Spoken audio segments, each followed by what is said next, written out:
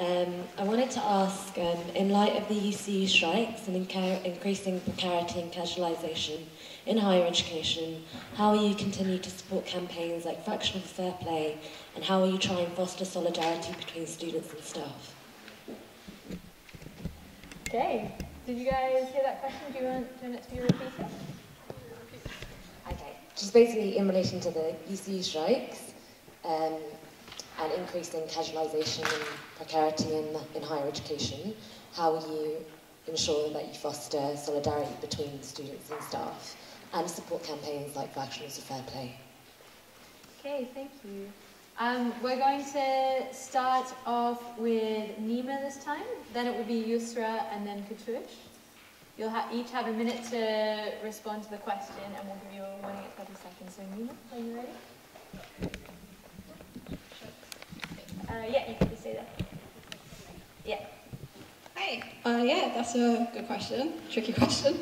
I think what needs to be done is there needs to be more information spread out. I think at the moment, especially with the strikes, which is the current issue that we're thinking about, there's a lot of tension between students and staff, and students don't often know exactly everything that's going on. So we need the students to understand that if by having solidarity with our staff, we can put pressure on with the university, and we can help the whole experience, because this is a symptom of the wider problem.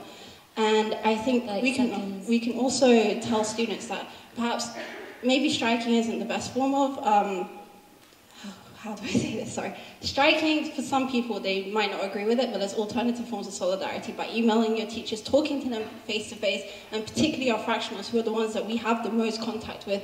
So I feel like just getting more forums where we can talk and students can understand the issues is a way to increase support and solidarity. Thank you.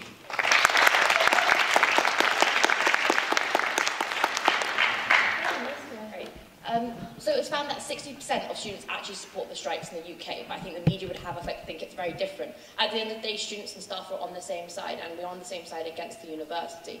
I think having information sent out to students is the best way, so that we know that we're all on the same side, fighting for the same thing. In terms of justice for workers, like SOAS announced that they were going to bring them in-house, but really stalled the progress. So that shows that they're more interested in their media persona than actually making change. So I think it's about making sure students and staff have the same information and are in solidarity with each other and fostering an environment where that dialogue can take place.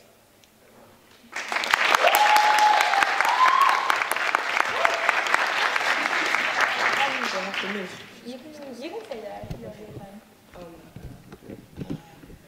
So, I think I agree with what my fellow candidates have said already. I don't feel like there's anything more I can add that's going to wow you. But I think information is integral.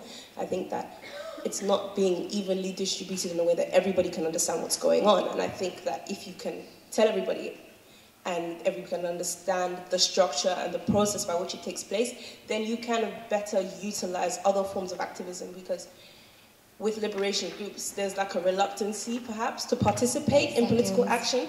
And I feel like the more that you understand about how that it can come in lots of different forms, you won't necessarily feel excluded, and you can better be mobilized to support your staff in what they're providing for you.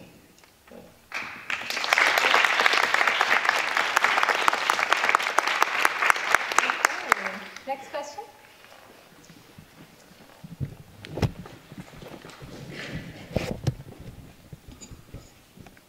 Thank you.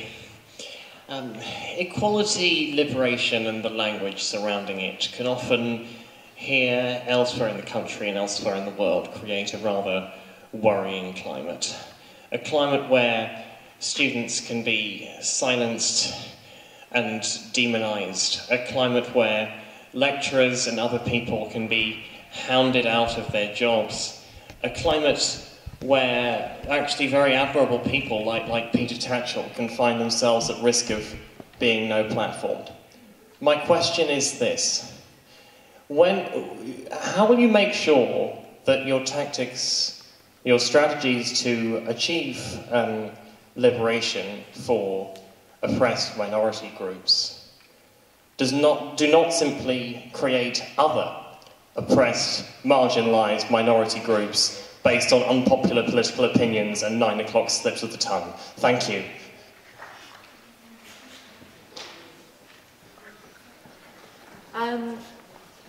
Are you guys all clear on what the question is?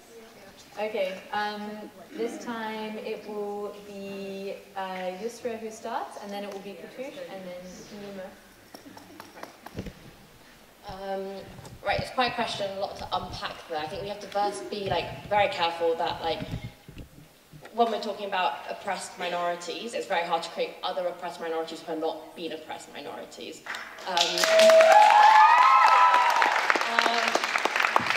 9 o'clock sits the time as well, if you are someone who's on a public platform, you know, and you should be educating yourself on what to say and what not to say. It is not up to us to do that emotional labour for you. In terms of creating a space in SOAS where students don't feel marginalised, I know there's a lot of language that, I didn't know, and yeah, I had to go do that work myself, which is something that I should do, but also, we should be doing campaigns when it comes to when we're talking about feminism, what is white feminism? Why is that not a great thing? People need to know what these words mean so that they can be engaged with what they want to do, not to make other people feel better for being excluded from something they can't be bothered to Google.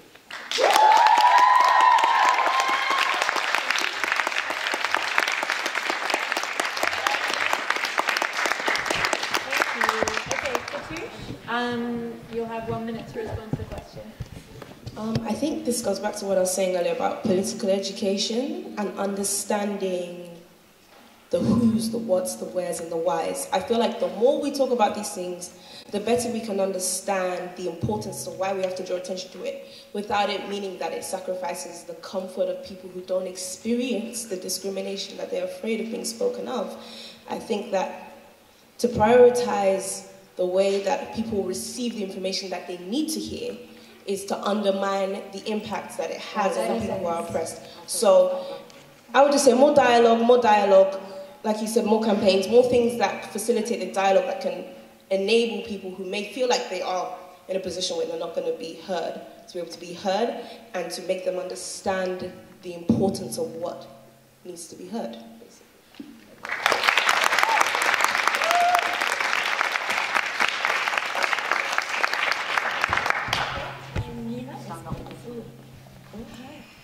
Wow, that is a loaded question. And these two did an amazing job answering it, but I feel the role is called equality and liberation. The focus of that officer is helping the marginalized groups. We can't sacrifice them to please the majority. Unfortunately, yeah, people are always going to be unhappy with something, and we can't please everyone, but in my role, in this role, I hope to be someone who can facilitate dialogue, who can make it easier for people to understand why certain things are unacceptable. And at the end of the day, equality and liberation, the ones who are always being silenced, we can't silence them anymore, and their voices do need to be heard. So unfortunately, you may get offended. I'm so sorry, but you know what? It is what it is.